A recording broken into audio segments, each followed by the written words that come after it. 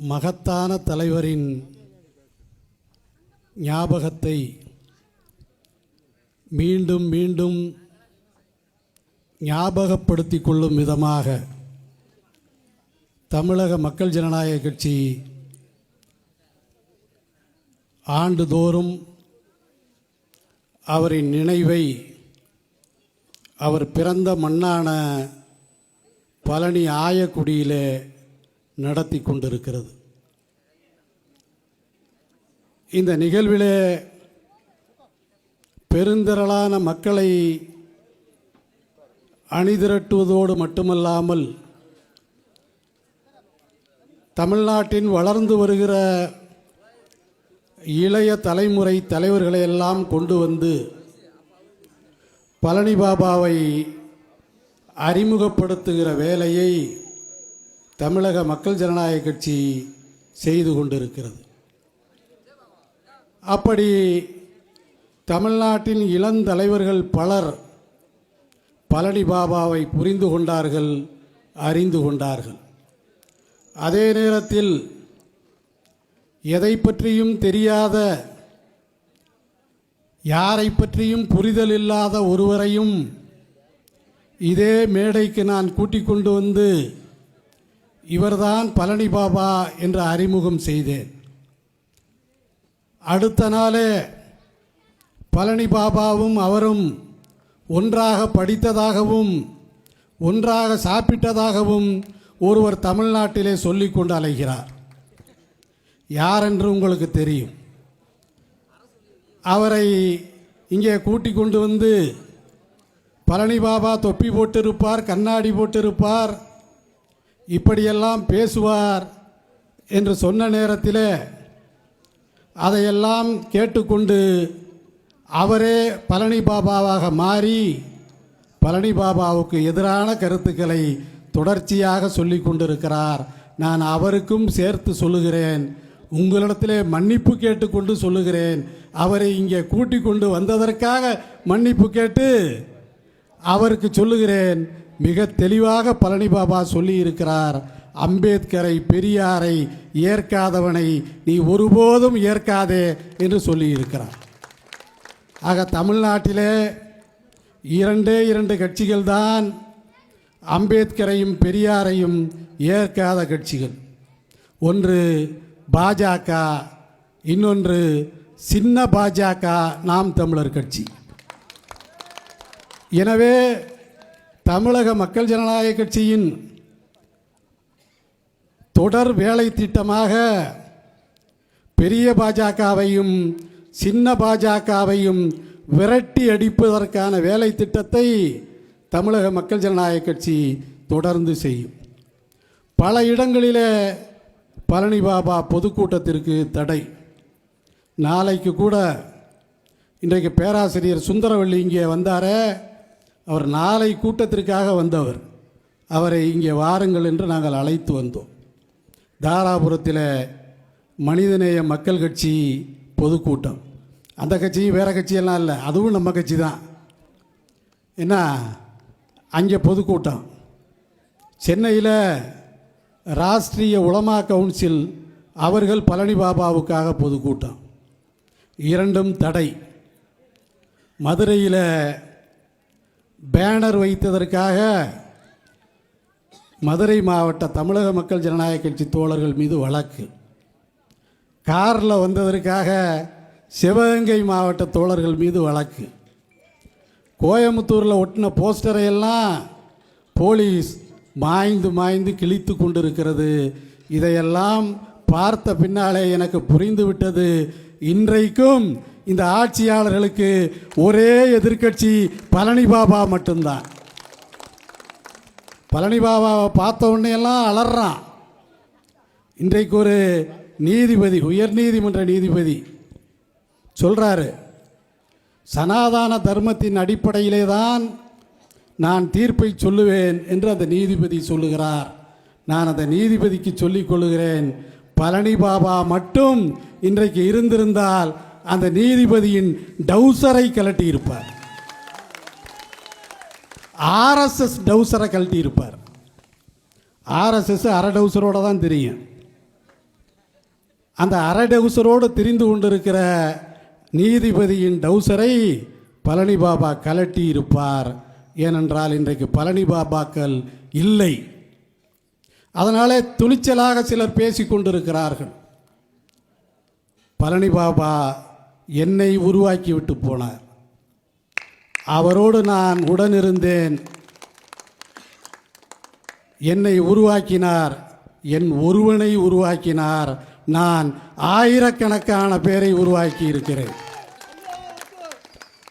பழனி பாபாவுக்கு பின்னாலே இந்த இயக்கம் முடிந்து போய்விட்டது என்று நினைத்தார்கள். 5 ஆண்டுகள் கழித்து பழனி பாபாவை தோண்டி எடுத்து மக்கள் முன்னாலே நாங்கள் நிறுத்தினோம். இன்றைக்கு நான் மறைந்து போகலாம், மாண்டு போகலாம். ஆனால் என்னையும் பழனி பாபாவையும் சேர்த்து உயர்த்தி பிடிப்பதற்கு ஆயிரக்கணக்கான இளைஞர்களை நான் உருவாக்கி வைத்திருக்கிறேன். திருமுருகன் காந்தி சொன்னாரே, அதுபோல இங்கே வந்திருக்கிற யாரும் ஒரு பைசா வாங்கி கொண்டு வந்தவர்கள் இல்லை. எங்கள் தோழர்கள்ட்ட நீங்கள்லாம் கேட்டால் தெரியும், எல்லா தலைவரும் காசு கொடுப்பாங்க. ஆனால் எங்கள் தலைவர் போனவுடனே எவ்வளவு கொண்டு வந்திருக்கேன்னு கேட்பார் அப்படின்னு எங்கள் தொண்டர்கள் சொல்லுவாங்க. ஆக ஒவ்வொருவருடைய உழைப்பு தான் இன்றைக்கு பழனி பாபா அவர்களை தூக்கி இங்கே நிறுத்தி இருக்கிறது. அவர் என்ன கனவை கண்டாரோ அந்த கனவை நனவாக்குகிற வேலையை தமிழக மக்கள் ஜனநாயக கட்சி முன்னெடுக்கிறது. நான் இல்லையா, இங்கே யூசுப் ராஜா இருப்பார். யூசுப் ராஜா இல்லையா, ராஜசேகர் இருப்பார். ராஜசேகர் இல்லையா, அப்துல் ரஷீத் இருப்பார். அப்துல் ரஷீத் இல்லையா, சிவகங்கை அபூபக்கர் சித்திக் இருப்பார். அந்த அபூபக்கர் சித்திக் இல்லையா, திருச்சி அபூபக்கர் சித்திக் இருப்பார். அவரும் இல்லையா, கரூர் அன்வர் இருப்பார். இப்படி எல்லோரும் எனக்கு பின்னாலே இருப்பார்கள். எனவே தமிழக மக்கள் ஜனநாயக கட்சியை பொறுத்தவரை அல்ஹாஜ் பழனி பாபா தெளிவாக சொல்லிவிட்டு போயிருக்கிறார். அவர் சொன்ன கணக்கு இதுதான். நான் நம்முடைய திரைப்பட நடிகர், சமூக அக்கறையாளர் தீனா அவரிடத்திலே ஒரு செய்தியை சொல்லுகிறேன். உங்களுக்கெல்லாம் அது தெரியும். தமிழ்நாட்டின் மக்கள் தொகையில் 30% ஒடுக்கப்பட்ட மக்கள். எத்தனை சதவீதம்? 30%. ஒரு 15% முஸ்லீம்களும் கிறிஸ்தவர்களும் இருக்கிறார்கள். மொத்தம் எவ்வளவு? 45%.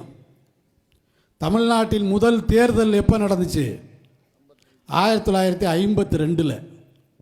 இப்போ 2026 தேர்தல் நடக்க போகுது.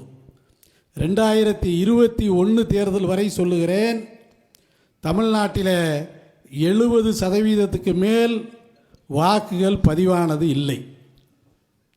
அந்த 70%ல் யார் 35% வாங்கி இருக்கிறார்களோ அவர்கள்தான் தமிழ்நாட்டின் முதலமைச்சராக 15 முறை வந்திருக்கிறார்கள். நான் ஒன்றே ஒன்று சொல்லுகிறேன், முஸ்லிம்களும் இந்த ஒடுக்கப்பட்ட மக்கள் மட்டுமே ஓட்டு போட்டால் தமிழ்நாட்டின் நிரந்தர முதலமைச்சர் நாங்கள்தான். யானைக்கு எப்போதுமே தன்னுடைய பலம் தெரியாது. ஆம்ஸ்டாங்கோட சின்ன யானை அப்படிதானே தீனா சார் இருக்காரா? இல்லை. பகுஜன் சமாஜ் கட்சியின் சின்னம் யானை. காஞ்சிராம் அதனால தான் அந்த சின்னத்தை தேர்ந்தெடுத்தார். அந்த கட்சியை தமிழ்நாட்டிலே அறிமுகப்படுத்தி தெருவுக்கு தெருவு கொண்டு சென்றவன் இந்த KM ஷரீப். பகுஜன் சமாஜ் கட்சின்னா எவனும் சொல்ல மாட்டான், பகுஜன் ஜமாத் கட்சிம்மா. அப்படிப்பட்ட ஒரு கட்சியை தமிழ்நாட்டிலே பட்டி தொட்டிகளிலே எல்லாம் நான் தூக்கி கொண்டு அலைந்தேன். அதற்கு பின்னாலே ஆம்ஸ்ட்ராங் அதே வேலையை செய்தார். ஆனால் நாங்கள் வெற்றி பெற்றோமா என்பதை தாண்டி வெற்றியாளர்களை உருவாக்கி வைத்திருக்கிறோம் என்பதுதான் சரியானது என்று நான் நினைக்கிறேன். இதைத்தான் பழனி பாபா கனவு கண்டார்.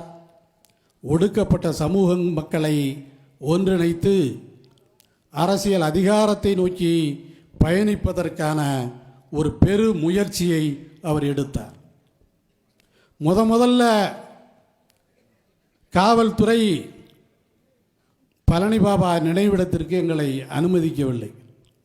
அப்போதெல்லாம் இங்கே கூட்டம் போடுறதில்லை, அந்த அடக்கம் செய்திருக்கிற இடத்திலே தான் கூட்டம்.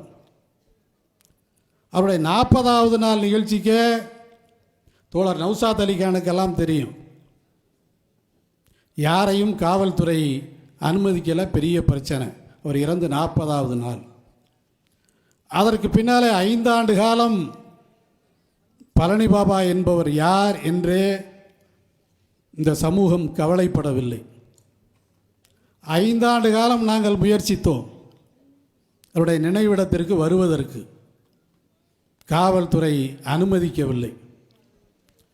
6வது ஆண்டு காலம் இப்படியே இருந்தால் சரியா வராது என்று சொல்லி எங்கள் அல்லா பிச்சை மாதிரி 2-3 தொப்பி போட்ட ஆளுகளை கூட்டிக்கிட்டு பாத்தியா ஓத போகிறோன்ட்டு நாங்கள் போயிட்டோம். அரசியல் கட்சி கூட்டம் நடத்தினால்தான் தடை, பாத்தியா ஓதுறதுக்கு தடை இல்லை. அதனால் பாத்தியா ஓத போகிறோம், ஜியாரத் செய்ய போகிறோம் என்று சொல்லி பழனி பாபா நினைவிடத்திற்கு முதலிலே போனோம். அப்பொழுது ஒரு 15 பேர் இருப்பார்கள். அந்த 15 பேரும் காவல்துறையை பற்றி கவலைப்படாதவர்கள், எதற்கும் துணிந்தவர்கள், என்னை மாதிரியே. அப்போ பழனி பாபா நினைவிடத்திற்கு முதலிலே 15 பேரும் போய் பாத்தியா ஓதினோம். அடுத்த ஆண்டு 40 பேர் போனோம். போலீஸ் நினைத்தது போன முறை பாத்தியா தானே ஓதினார்கள், இந்த முறையும் பாத்தியா ஓதிவிட்டு வந்து விடுவார்கள் என்று காவல்துறை நினைத்தது. எங்கால் வரையிலேயே ஒரு ஹேண்ட் மைக் கூட வந்துட்டார். அந்த கூட்டத்திலே 40 பேர், அதில் இங்கே இருக்கிற சண்முகராஜாவும் ஒருவர். 40 பேர் ஹேண்ட் மைக்கை வைத்து கொண்டு பழனி பாபாவை பற்றி பேசி வெளியே வந்தோம். அதற்கு அடுத்த ஆண்டு சரி 40 பேர் கூடினார்கள், தொல்லை இல்லை என்று காவல்துறை முடிவு செய்தது. அதற்கு அடுத்த ஆண்டு 400 பேர் கூடினோம். இன்றைக்கு 40,000 பேர் அந்த இடத்திலே கூடுகிறோம். இந்த 40,000 பேர் திமுகவுக்கும் அதிமுகவுக்கும் சொல்லிக் கொள்கிறேன், விரைவில் எதிர்காலத்தில் தமிழ்நாட்டின் அரசியலை இந்த 40,000 பேர் தான் தீர்மானிப்பார்கள். எங்களுக்கு தெரியும், இந்த 40,000 பேரும் ஒவ்வொருவரும் நெருப்பை சுமந்து நிற்கிற தீக்குச்சிகள். ஒரு அமேசான் காட்டை கொளுத்துவதற்கு ஒற்றை தீக்குச்சி போதும். இங்கே இருக்கிற ஒவ்வொருவரும் தீக்குச்சிகள், 40,000 தீக்குச்சிகள் இருக்கிறார்கள் என்பதை இந்த நேரத்திலே அரசுக்கு சொல்லிக்கொள்ள விரும்புகிறேன். இவர்கள்தான் தங்கள் ஆட்சியாளர்களை எதிர்காலத்திலே தீர்மானிப்பார்கள். அப்படிப்பட்ட ஒரு மகத்தான சக்தி இந்த இளைஞரிடத்திலே இருக்கிறது. நான் ஒன்றும் கவர்ச்சிகரமான மனிதன் இல்லை. என்னை பார்த்தா சினிமா நடிகர் மாதிரியா இருக்குது? இல்லை. பெரிய சொத்து வைத்திருப்பவனா? இல்லை. பெரிய அளவு பொருளாதாரம் வைத்திருப்பவனா? இல்லை. நான் பழனி பாபா என்கிற மகத்தான காந்த சக்தியை வைத்திருக்கிறேன். அந்த காந்த சக்தி இத்தனை ஆயிரம் இளைஞர்களை இங்கே இழுத்து கொண்டு வந்திருக்கிறது. இன்றைக்கு மிக தெளிவாக சொல்கிறேன், பழனி பாபா என்ன வழியை தமிழ்நாட்டு அரசியலிலே காண்பித்தாரோ அந்த வழியை தமிழ்நாட்டிலே நாங்கள் முன்னெடுப்போம். அவர் ஒடுக்கப்பட்ட மக்களோடு இணைய சொன்னார். அரசாங்கம் வழக்கு போட்டாலும் பரவாயில்லை, பறையர்கள் எங்கள் சகோதரர்கள் என்று சொன்னார். பல்லர்கள் எங்கள் இரத்தம் என்று சொன்னார். நான் அதை வழிமொழிகிறேன். நான் மரணிக்கிற வரை பறையர்களும் பல்லர்களும் அருந்ததியர்களும் தான் என் இரத்த சொந்தம் என்பதிலே நான் உறுதியாக இருக்கிறேன். அதைத்தான் இந்த இளைஞர்களுக்கு சொல்லுகிறேன். ஒடுக்கப்பட்ட சமூக மக்களை நீங்கள் ஒன்று சேருங்கள். அரசியல் அதிகாரத்தை நோக்கி பயணியுங்கள். அரசியல் அதிகாரம் நமக்கு நீண்ட தூரம் அல்ல, கை கெட்டிய தூரத்திலே இருக்கிறது. பாபா சாஹிப் அம்பேத்கர் சொன்னார், அவர் அதை செய்து காண்பித்தார். ஒரு ஓட்டிற்கு ஒரு மதிப்பு, ஒரு மனிதனுக்கு ஒரு ஓட்டு. தமிழ்நாட்டின் முதலமைச்சர் ஸ்டாலின் வல்லமை வாய்ந்தவர் என்பதற்காக அவருக்கு 5 ஓட்டா? இல்லை. தமிழ்நாட்டின் எதிர்க்கட்சி தலைவர் எடப்பாடி பழனிசாமி கோடி கோடியாக கொள்ளையடித்து வைத்திருக்கிறார், அதற்காக அவருக்கு 10 ஓட்டா? இல்லை, அவருக்கும் ஒரு ஓட்டு தான். ஸ்டாலினுக்கும் ஒரு ஓட்டு தான், எடப்பாடிக்கும் ஒரு ஓட்டு தான், இங்கே அமர்ந்திருக்கிற குழந்தை அரசனுக்கும் ஒரு ஓட்டு தான். இதை கொண்டு வந்து நமக்கு அறிமுகப்படுத்தியவர் மகத்தான தலைவர் பாபா சாஹிப் அம்பேத்கர். எனவேதான் அந்த ஓட்டை முறைப்படி பயன்படுத்துங்கள். நம்முடைய எதிரி யார், நண்பர் யார் என்பதை முடிவு செய்து கொள்ளுங்கள். நமக்கான மனிதர்கள் எந்த கூட்டணியில் நின்றாலும் அவர்களை வெற்றி பெறச் செய்யுங்கள். நமக்கு எதிரானவர்கள் சொந்த கூட்டணியிலே இருந்தாலும் அவர்களை தோற்கடியுங்கள். இதுதான் இந்த ஆண்டிற்கான பழனி பாபா நிகழ்வின் செய்தி. அதற்காக தேர்தலை புறந்தள்ளிவிட்டு, சட்டமன்றத்தை புறந்தள்ளிவிட்டு, நாடாளுமன்றத்தை புறந்தள்ளிவிட்டு இப்படியே நாங்கள் இருக்க மாட்டோம். நிச்சயம் ஒரு நாள் கோட்டையை நோக்கி நாங்கள் நகர்வோம். பழனி பாபாவை கொலை செய்தார்களே, நீங்கள் என்ன செய்தீர்கள் என்று கேட்கலாம். நான் நிறைவாக ஒன்றை சொல்லுகிறேன். உத்தம் சிங் என்கிற ஒரு பஞ்சாப் இளைஞன் ஜெனரல் டயரோடு சேர்ந்து இன்னொரு டயர் அன்றைக்கு சீக்கிய மக்களை கொடுமை செய்து கொண்டிருந்தான். ஜாலியன் வாலாபாக்கில் படுகொலை செய்த டயரை போலவே இன்னொரு டயர், டயர்னா சைக்கிள் டயர் இல்லை, வெள்ளைக்காரன் பேரே டயர். அந்த டயர் படுகொலை செய்து முடித்து 40 ஆண்டு காலம் கழித்து அந்த டயரை உத்தம் சிங் லண்டனிலே வைத்து பழி வாங்கினான். இது வரலாறு. சில செய்திகளை மேடைகளிலே சொல்ல முடியாது, அந்த வரலாறு எங்களுக்கும் தெரியும் என்பதை இந்த நேரத்திலே நான் சொல்லிக்கொள்ள விரும்புகிறேன். எனவே தோழர்களே, நண்பர்களே, வலிமை இருப்பதாலே, பொருளாதாரம் இருப்பதாலே, கோடி கோடியாய் கொள்ளையடித்து வைத்திருப்பதாலே, ஜனங்களை பணம் கொடுத்து திரட்டுவதாலே அவர்களெல்லாம் பெரிய கட்சி என்று எண்ணி விடாதீர்கள். ஒரு சின்ன பட்டாசு வெடித்தால் அவர்களெல்லாம் சிதறுண்டு ஓடிவிடுவார்கள். பழனி பாபா கூட்டத்தில் வெடிகுண்டு வெடித்தாலும் எங்களுடைய தோழர்கள் நெஞ்சை நிமிர்த்தி நின்று கொண்டிருப்பார்கள். இதுதான் நமக்கும் அவர்களுக்குமான வித்தியாசம். ஜி.கே. மூப்பனார் ஒரு முறை சொன்னார். அதற்காக நான் படிக்கிற காலத்திலே அவருக்கு கருப்பு கொடி காண்பித்தேன். அவர் என்ன சொன்னார்? ராஜீவ்காந்தி சொன்னதை சொன்னார். ஆஃப்டர் ஆல் 2000 பாய்ஸ் என்று சொன்னார். ஆஃப்டர் ஆல் 2000 பாய்ஸ்களான விடுதலை புலிகள் தான் இந்திய அரசாங்கத்தை இயங்க விடாமல் செய்தார்கள். எனவே நம்மை பார்த்து யாரும் ஏளனம் பேசுவார்கள், நம்மை பார்த்து யாரும் என்ன இவ்வளவு பேர் தானே என்று சொல்வார்கள், நம்மை பார்த்து சரி பின்னாடி சில 1000 பேர் தானே இருக்கிறார்கள் என்று சொல்வார்கள். ஆனால் இதையெல்லாம் பொருட்படுத்தாதீர்கள். நம்மால் நிச்சயமாக தமிழ்நாட்டின் அரசியல் களத்தை, தேர்தல் களத்தை தீர்மானிக்க முடியும். எனக்கு உடல்நிலை சரியில்லை, உட்கார்ந்து கொண்டு பேசுகிறேன். நாளை நான் படுத்து கொண்டு கூட பேசுவேன், ஆனால் இதையே தான் பேசுவேன் என்பதிலே நான் உறுதியாக இருக்கிறேன். எனவே தோழர்களே, நண்பர்களே, நிறைவாக 2 பேருக்கு நம்முடைய பாராட்டுக்களை தெரிவிக்க வேண்டும். ஒன்று, இந்த நிகழ்வை சிறப்பாக நடத்தி கொண்டிருக்கிற சேலம் மாவட்ட செயலாளர் அப்துல் ரஷீத். நல்லா வேகமாக கைதட்டுங்க, ஒன்றும் தப்பு இல்லை.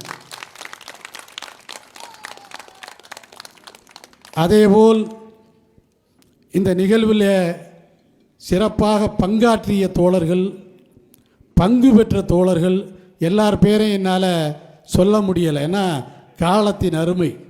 நீங்கள் தான் எல்லா தலைவர்களும் வர வேண்டும் என்று சொன்னீர்கள். நீங்கள் சொன்னவற்றிலே பெரும்பான்மையான தலைவர்கள் இவர்கள்தான் தமிழ்நாட்டின் எதிர்காலம் இங்கே அமர்ந்திருக்கிறார்கள்.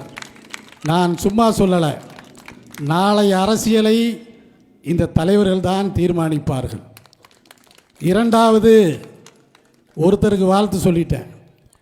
இரண்டாவது, இங்கே ஒரு சின்ன ஒரு படம் திரையிடப்பட்டது, நல்லா இருந்துச்சா இல்லையா? அது அந்த படத்தை 2 நாளில் தம்பி சஹீப் தயார் செய்து கொடுத்தார். 2 நாள் தான், வெறும் 2 நாள். ஆக 2 நாளிலே அந்த படத்தை தயார் செய்து கொடுத்த சஹீப் அவர்களுக்கும், இந்த முழு நிகழ்வையும் சிறப்பாக நடத்திய நம்முடைய ரிதம் அவங்களுக்கு நம்ம நன்றி சொல்லணும். நம்ம ஊர்வலம் முடிச்சுட்டு இங்கே உட்கார்றதுக்குள்ளே வெட்டி கட்டி போட்டாங்க. இங்கே ஆசிக் அவர் பேர், அவருக்கும் இருக்காரா? 2 பேருக்கும் நன்றியை தெரிவித்துக் கொள்கிறேன். அது மாதிரி நிறையா பேர் வந்திருக்கீங்க, இங்கே தான் இருக்காரா? வாழ்த்துக்கள். கைதட்டுங்க, நல்லா கைதட்டுறதுல என்னையா பஞ்சம், நல்லா தட்டுங்க. அதே மாதிரி காவல்துறைக்கு, உயரதிகாரிகளுக்கு சொல்லிக் கொள்கிறேன், பழனி பாபா நினைவிடத்தை நாங்கள் மட்டும் சொந்தம் கொண்டாடலை. எங்களை திட்டுற ஆளுகளையும் மைக்கு போட்டு வந்து பேசிட்டு போங்கன்னு சொல்கிறான். அதுதான் எங்களுடைய ஜனநாயகம். அங்கே மைக்கு லைட்டு எல்லாம் போட்டது தமிழக மக்கள் ஜனநாயக கட்சி. ஆனால் எங்களை திட்டுற நாம் தமிழர் கூட வந்து அந்த மைக்கில் பேச நாங்கள் அனுமதிக்கிறோம். ஆனால் ஜனநாயகத்தை பற்றி பேசுகிற தமிழ்நாடு அரசு பழனி பாபா போஸ்டர்களை கிழிக்கிறது, பொதுக்கூட்டத்துக்கு தடை விதிக்கிறது. இதுதான் உங்கள் ஜனநாயகமா? உங்களை விட எடப்பாடி பரவாயில்லைன்னு நினைக்க வச்சிடாதீங்க. எங்களுக்கு அதை பற்றி கவலை இல்லை. ஒட்ட நாங்கள் கிழிப்போம். நீ கிழிச்ச உடனே வீட்டில் போய் படுத்துக்கிறதுக்கு நாங்கள் ஒன்றும் அதிமுக திமுக இல்லை, நாங்கள்லாம் தமாஜாக்காரன். பழனி பாபா சொன்ன மாதிரி ஜெயிலே எங்களுக்கு தான் கட்டியிருக்குது. ஜெயில் யாருக்கு கட்டியிருக்கு? யாருக்கு? எங்களுக்கு தான் கட்டியிருக்கு. ஜெயில் உங்களுக்கு கட்டலை. ஜெயில் வெளியில் வேணால் நீங்கள் நிற்கலாம், உள்ள நாங்கள் தான் நிற்போம். ஜெயில் எப்படி எங்களுக்கு சொந்தமானதோ ஒரு நாள் இந்த கோட்டையும் எங்களுக்கு சொந்தமாக. மறந்துடாத. இப்படியே பேசிட்டுலாம் போயிட மாட்டான். இப்படியே பேசிட்டு போய் நான் புதுக்கோட்டையில் இருந்துட மாட்டேன், செயின்ட் ஜார்ஜ் கோட்டைக்கு போவேன். எனவே அன்பு சகோதரர்களே, ஒரு பைசா வாங்காமல் உங்கள் சொந்த செலவிலே வந்திருக்கிறீர்கள். தமிழ்நாட்டிலேயே சொந்த செலவிலே வருகிற கூட்டம் எங்களுடைய கூட்டம். மே 17 இயக்கத்தின் கூட்டம், விடுதலை சிறுத்தைகளின் கூட்டம், விடுதலை தமிழ் புலிகளின் கூட்டம், இங்கே அதே மாதிரி இளமாறன் அவர்களின் கூட்டம். இவர்களெல்லாம் கூட்டமாக இங்கே மேடையிலே உட்கார்ந்திருக்கிறோம். இந்த கூட்டம் ஒரு நாள் வெற்றி பெறும்.